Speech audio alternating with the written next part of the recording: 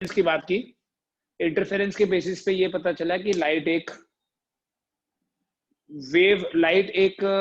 Wave है, या light जो है वो वेव प्रॉपर्टीज को फॉलो करती है। बिकॉज इंटरफेरेंस में हम बात करते हैं कंस्ट्रक्टिव और डिस्ट्रक्टिव सुपरपोजिशन की, और सुपरपोजिशन तो वेव्स की ही होती है।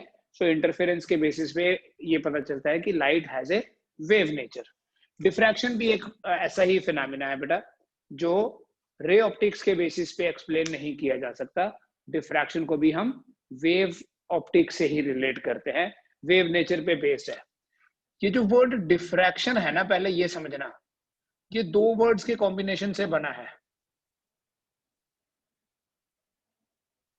And these two words are different action. ठीक है, क्या है डिफ्रैक्शन? डिफरेंट एक्शन से निकला है diffraction. See, what is the normal action and what is the different action? Up to class 6th या 7th, इनफैक्ट 10, 9, 10 तक भी आपने जब ऑप्टिक्स पढ़ते हैं तो हम ये पढ़ते हैं उसमें that light travels in straight lines. So that is the normal behaviour of light. क्या नॉर्मल बिहेवियर है लाइट का? कि लाइट जो है वो स्ट्रेट लाइन में ट्रेवल करती है।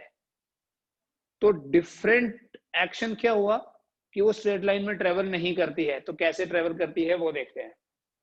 Why this is called as diffraction?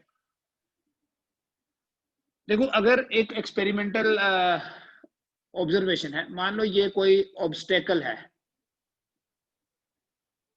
Obstacle है मतलब कोई ओपेक ऑब्जेक्ट है, एंड इस ओपेक ऑब्जेक्ट के सामने यहां पर कोई लाइट का सोर्स है, and here we have a screen. यहां पर एक स्क्रीन है। इस ऑब्जेक्ट से, इस सोर्स से जो लाइट आएगी वो इस ऑब्जेक्ट को तो बीच में से नहीं निकल सकती, बिकॉज ये ओपेक ऑब्जेक्ट है। कोई दूसरी रे ऑफ लाइट आएगी तो वो इधर चली जाएगी। इस ऑब्जेक्ट से लाइट जो है ऐसे ट्रेवल करेगी, राइट? तो ये जो रीजन है बेटा, इधर भी ब्राइटनेस होगी ऊपर और इधर भी ब्राइटनेस होगी, but in this region there will be shadow. इस रीजन को बोलते हैं geometrical shadow region. This region is called as geometrical shadow region. ये शैडो रीजन है। ये लाइट का नॉर्मल बिहेवियर है, that light travels in straight lines, it can not bend. But there was a scientist जिनका नाम था ग्रीमाल्डी। ग्रीमाल्डी ने ये ऑब्जर्व किया कि अगर कोई ऑब्जेक्ट है और लाइट का सोर्स है, तो यहां से क्या होता है, लाइट बेंड हो जाती है, इधर चली जाती है लाइट। किधर चली जाती है? उस रीजन में चली जाती है जहां पर ज्योमेट्रिकल शैडो है। So this phenomena of bending of light, see, जब हम रिफ्रैक्शन पढ़ते हैं ना, आप याद करो जब मैंने रिफ्रैक्शन पढ़ाया था वहां बेंडिंग नहीं बोलते, रिफ्रैक्शन में बोलते हैं चेंज इन पाथ। जब मीडियम चेंज होता है लाइट का पाथ चेंज हो जाता है। So this diffraction is not change in path, it is bending of light around the corners of an obstacle or slit.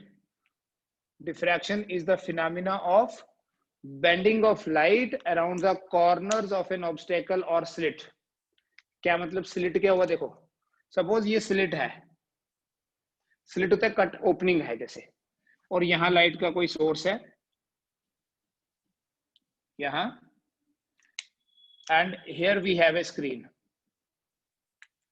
यहां से light straight line path will go like this, will go like this.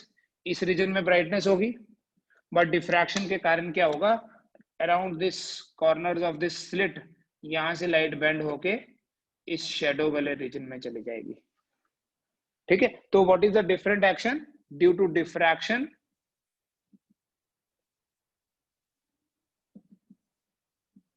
light penetrates into the region of geometrical shadow.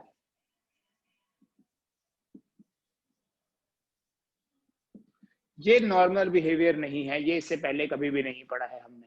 This is a different behavior or different action of light due to which it penetrates into the region of geometrical shadow. shadow जहां पर darkness है उस region में भी light का चले जाना by bending around the corners. So this phenomena of bending of light around the corners of an obstacle or slit is called as diffraction या diffraction of light. Right, this is an obstacle, light bend around the corner. यहां से आई light इधर से bend हो गई इस region में, इधर से भी बेंड हो गई इधर या इधर से भी.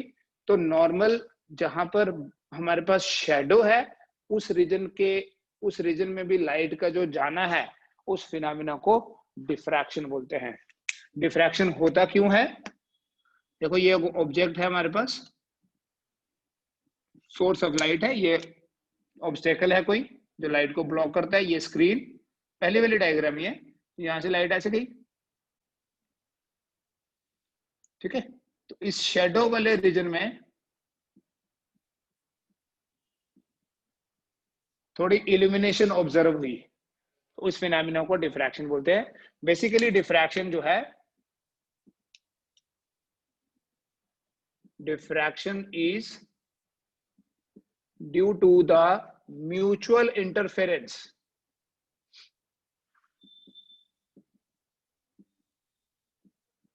of those secondary wavelets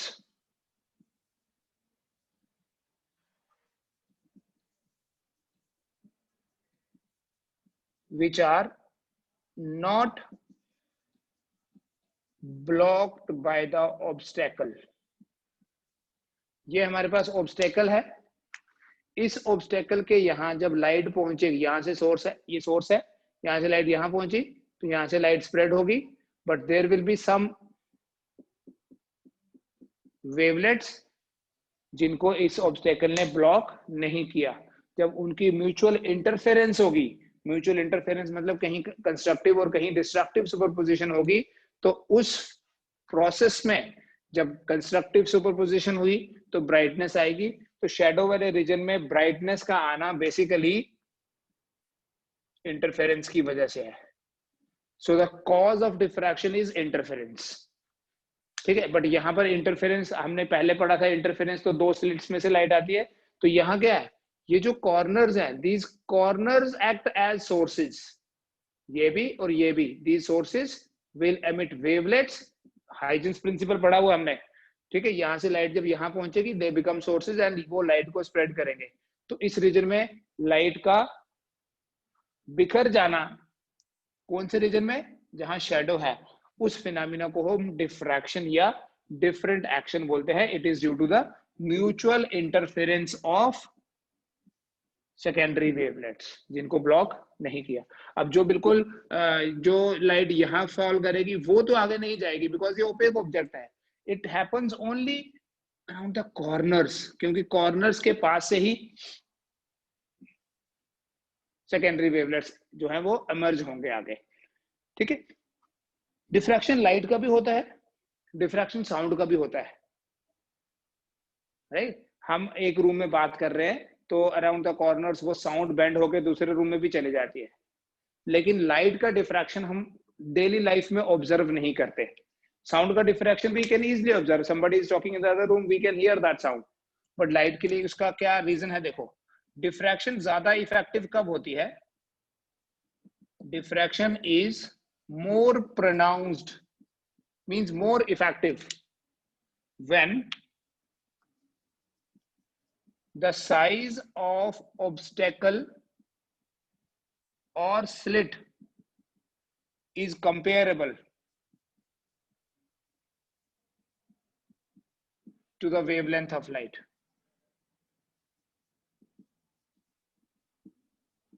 Obstacle का size या slit का size comparable होगा to the wavelength of light. मतलब अगर देखो लाइट मतलब जैसे अगर हम विजिबल लाइट की बात करें, विजिबल लाइट की जो वेवलेंथ है आपको बताया हुआ है 4000 एंगस्ट्रॉम टू 8000 एंगस्ट्रॉम होती है। तो अगर हमारे ऑब्स्टेकल का या हमारी स्लिट का साइज भी इसी रेंज में हो 400 नैनोमीटर टू 800 नैनोमीटर, तो हमें उस डिफ्रैक्शन का इजिली हम उसको ऑब्जर्व कर सकते हैं, मोर प्रोनाउंस मतलब मोर इफेक्टिव। ठीक है, तभी हमें पता चलेगा कि ये डिफ्रैक्शन हो रही है। साउंड के केस में वेवलेंथ ज्यादा होती है, तो उतनी ज्यादा वेवलेंथ वाले तो ऑब्स्टेकल इजिली अवेलेबल है, लेकिन लाइट की वेवलेंथ कम, तो सच ए स्मॉल ऑब्स्टेकल, इसलिए diffraction of light is only an experimental phenomena. ठीक है, it is an experimental phenomena, हम इसको नॉर्मली ऑब्जर्व नहीं कर सकते। हम ऐसे ऑब्जर्व कर सकते हैं कि जैसे हमारे पास मान लो दो ब्लेड्स हैं एंड हम इन ब्लेड्स को बिल्कुल पास पास रख रहे हैं बट टच नहीं कर रहे। ठीक है, ये एक ब्लेड है और यहां पर दूसरा ब्लेड है, there is a small gap. ठीक है, ये जो गैप है, this gap will act as a slit. तो अगर हम इनको किसी लाइट के सोर्स की तरफ पॉइंट करें, तो यहां से जो लाइट एंटर करेगी वो स्प्रेड हो जाएगी शैडो वाले रीजन में भी। ठीक है, this phenomena is called as diffraction.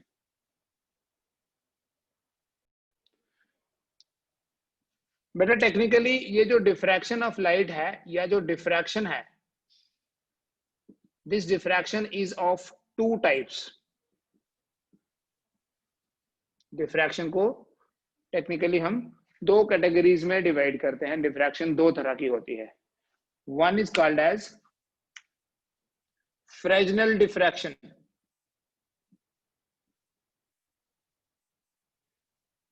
Scientist के नाम से, and the other is called as Fraunhofer diffraction.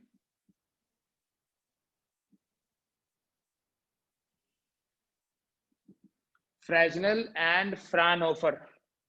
बेटा जो फ्रेजनल डिफ्रैक्शन है, ये वो डिफ्रैक्शन फिनोमेना है जिसमें जो सोर्स ऑफ लाइट है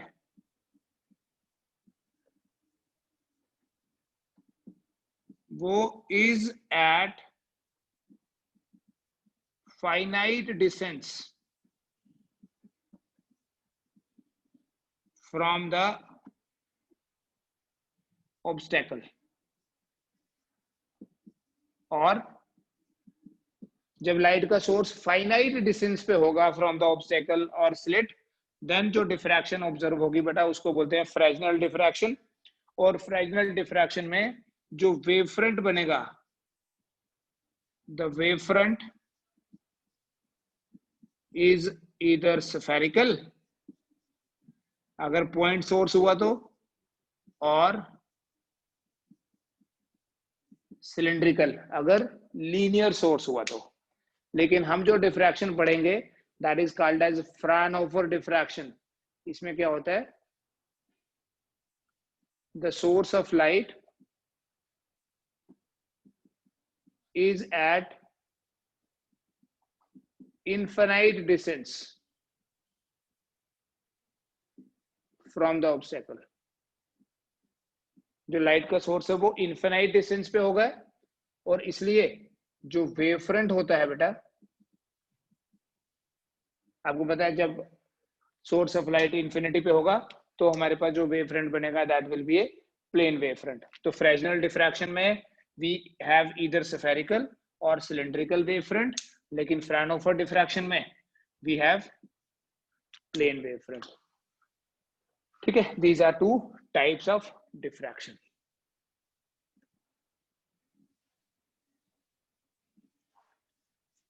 Let us study in detail diffraction due to a single slit।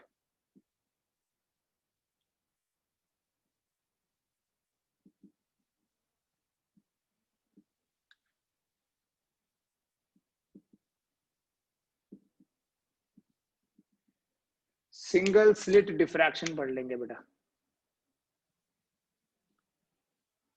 Diffraction due to a single slit. मान लो और ये कौन सी डिफ्रैक्शन होगी? This is Fraunhofer type, Fraunhofer type diffraction है ये। सपोज करो कि ये हमारे पास कोई सिंगल स्लिट है और यहाँ कोई पॉइंट सोर्स ऑफ लाइट है। हम इसके सामने एक कन्वेक्स लेंस रखेंगे, बिकॉज फ्रानहोफर डिफ्रैक्शन में तो हमारे पास जो सोर्स ऑफ लाइट है वो इन्फिनिटी पे होता है, मतलब जो वेव फ्रंट है वो प्लेन वेव फ्रंट होता है। लेकिन प्रैक्टिकली अगर हमने ये एक्सपेरिमेंट करना है तो उस एक्सपेरिमेंट में हमारे पास प्लेन वेव फ्रंट जो है वो बनाना पड़ेगा हमें। तो हम क्या करते हैं, एक कन्वेक्स लेंस लेते हैं, उस कन्वेक्स लेंस के फोकस पे हम एक लाइट का सोर्स रख लेते हैं। ठीक है, on the focus of this convex lens we have a source of light. इस लाइट के सोर्स से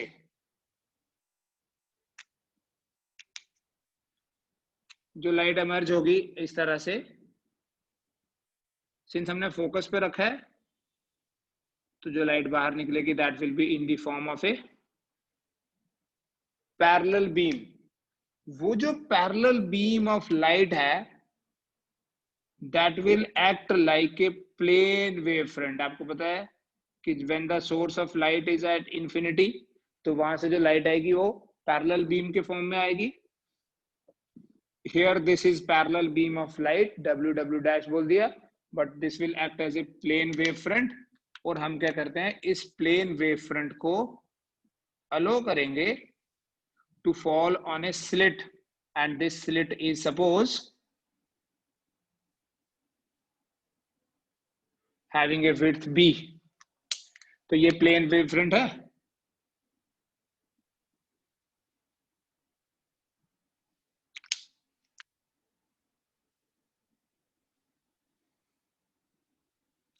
This plane wave front is allowed to fall on this। तो यहां से ये एक स्क्रीन है, इस स्क्रीन के ऊपर हमने डिफ्रैक्शन पैटर्न को ऑब्जर्व करना है। ठीक है, एंड प्रैक्टिकली क्या हुआ, इस स्क्रीन के ऊपर डिफ्रैक्शन पैटर्न ऑब्जर्व हुआ। कुछ क्या ऑब्जर्व हुआ, इस स्क्रीन पे साइंटिफिकली ये देखा गया कि जब ये प्लेन वेव फ्रंट किसी स्लिट के ऊपर फॉल करता है तो स्क्रीन के ऊपर होना क्या चाहिए। देखो पहले ये सुनना कि क्या रे ऑप्टिक्स के बेसिस पे जो हम नॉर्मल बिहेवियर बोलते हैं उसके बेसिस पे क्या होना चाहिए। ये जो पोर्शन मैंने डॉटेड लाइन से जो पोर्शन बनाया, इस पोर्शन में ब्राइटनेस होनी चाहिए, है ना। प्रैक्टिकली क्या होना चाहिए, light travels in straight, normal action of light क्या है, normal action of light says that light travels in straight line, so light should travel like this and इतने से पोर्शन में इल्यूमिनेशन होना चाहिए, इतने से पोर्शन में ब्राइटनेस होनी चाहिए। लेकिन जब ये एक्सपेरिमेंट किया गया तब ये देखा इधर ब्राइटनेस तो है ही है, ठीक है, यहां तो ब्राइटनेस होगी ही होगी, लेकिन इस ब्राइटनेस के सराउंडिंग में कुछ और भी ब्राइटर बैंड ऑब्जर्व हुए। ऑफ कोर्स वो डिक्रीजिंग इंटेंसिटी वाले थे, मतलब सेंटर में तो हमारे पास ये ऑब्जर्वेशन है बेटा। विल स्टडी कि इसको कैसे एक्सप्लेन कैसे करा जाए वो हम बाद में देखते हैं, बट ये ऑब्जर्व किया गया कि eight the centre of the screen A brighter band is obtained, but it is surrounded by some darker bands and some brighter bands of decreasing intensity। This was the observation। Grimaldi ने उस observation को explain किया, फिर Fresnel और फ्रानहोफर ने भी उसी को स्टडी किया। तो ये हम जो पढ़ रहे हैं, हम फ्रानहोफर टाइप डिफ्रैक्शन पढ़ रहे हैं, जिसमें क्या किया गया, this is an experimental part, जिसमें एक प्लेन वेव फ्रंट को अलो किया गया to fall on a slit. और वो प्लेन वेव फ्रंट कैसे बनाया, एक पॉइंट सोर्स ऑफ लाइट लिया, उसको किसी कन्वेक्स लेंस के, ये एक लेंस है L1, इसके फोकस पे रखा, तो ये वेव फ्रंट है।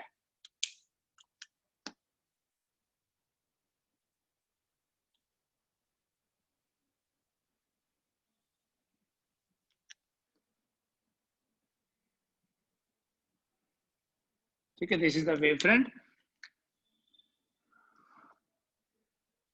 जो इस स्लिट के ऊपर फॉल किया। स्क्रीन के सेंटर पे तो ब्राइटनेस है, होनी भी चाहिए स्क्रीन के सेंटर पे brightness, but this brightness is not limited to centre only. ये ब्राइटनेस सिर्फ सेंटर पे नहीं है, सराउंडिंग। तो इस स्क्रीन के सेंटर पे तो ब्राइटनेस होनी ही चाहिए, but why the brightness is observed on sides also, we need to understand that, we will explain that. And यहां पर ब्राइटनेस का आना जो है वही डिफरेंट एक्शन है, वही डिफ्रैक्शन ऑफ लाइट है। ठीक है बेटा, स्क्रीन के सेंटर पे देखिए, अगर मैं यहां पर एक लेंस और एज्यूम कर लूं, ठीक है, since it is an experimental part, so एक लेंस में अगर और ऑब्जर्व कर लूं, आई कैन जस्टिफाई कि स्क्रीन के सेंटर पे ब्राइटनेस क्यों होगी। जो यहां से पैरेलल रेज ऑफ लाइट आ रही है, ये फोकस हो जाएंगी at the centre like this. ठीक है बेटा, जब ये सेंटर पे फोकस हो गई, तो देखो, जो मान लो ये ए है और ये बी है, और ये स्क्रीन का सेंटर है सी, तो सी पॉइंट पे जो लाइट आ रही है फ्रॉम ए एंड बी, ये यहां से आई पैरेलल, यहां से आई, और ये बराबर डिस्टेंस ट्रेवल किया। बेसिकली होगा क्या, ये जो स्लिट ए से लेके बी तक ये जो ओपनिंग है, each point on this slit will act as a source of light. That is what Huygens principle is. क्योंकि सिर्फ लाइट ये दो रेज नहीं है, we have infinite such rays. तो जब ये रेज सारी यहां से आएंगी, यहां से आएगी, और अगर हम लेंस की हेल्प से यहां फोकस कर देंगे, तो सारी की सारी जो यहां से चली और जो यहां से चली, सेम डिस्टेंस ट्रेवल किया, यहां पहुंची, so they will be in phase. जो यहां से और यहां से आएगी, they will be in phase. तो at the centre of the screen,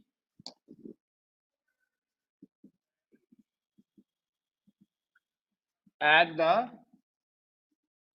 center of screen, the light from A and B reach in same phase. Therefore, always a brighter band is obtained at the center. This is known as central maxima. This is known as central maxima. इसे हम central maxima बोलते हैं। लेकिन किसी दूसरे point पे यहां पर ब्राइटनेस क्यों आ गई, या यहां पर लाइट जो पहुंचेगी क्या वो सेम फेज में होगी हमेशा? देखो, किसी दूसरे पॉइंट पी पे जो लाइट आएगी, और ऐसे इमेजिन कर लो कि हमने इसी लेंस को, इस लेंस को जो ऐसे रखा था, इसी लेंस को ऐसे करके, just to shift our concentration from point C to point P. हमने अपनी कंसंट्रेशन को शिफ्ट किया towards point P, because we want to see कि यहां पर ब्राइटनेस का रीजन क्या हो सकता है। ऑफ कोर्स डार्कनेस तो है ही है, डार्कनेस तो होनी ही चाहिए, क्योंकि इसके ऊपर और नीचे तो लाइट नहीं जाएगी नॉर्मल बिहेवियर के अकॉर्डिंगली। बट ब्राइटनेस क्यों आई, फिर हम देखेंगे कि अगर ब्राइटनेस आई है तो सुपरपोजिशन या इंटरफेरेंस के कारण डार्कनेस भी हो सकती है। सिंस वो डार्कनेस हम उसको ऑब्जर्व नहीं करते, बिकॉज ऑलरेडी उस रीजन में डार्कनेस ही थी, so we need to understand, we need to explain कि वहां पर ब्राइटनेस क्यों है। ठीक है, let us see that.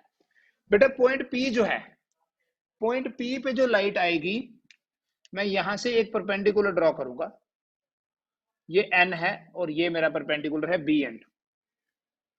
B N is the path difference. ठीक है, जैसे हम इंटरफेरेंस में भी पढ़ रहे थे, path difference between the waves, light is a wave reaching point P from A and B.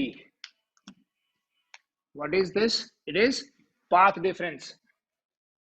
अब ये पाथ डिफरेंस तो लैम्डा का फैक्टर होता है, तो इस पाथ डिफरेंस पे डिपेंड करता है कि यहाँ ब्राइटनेस होगी या डार्कनेस होगी। पाथ डिफरेंस होगा कितना? मान लो बेटा ये एंगल थीटा है, ठीक है, I can use this triangle ऐसे, ठीक है, ए बी,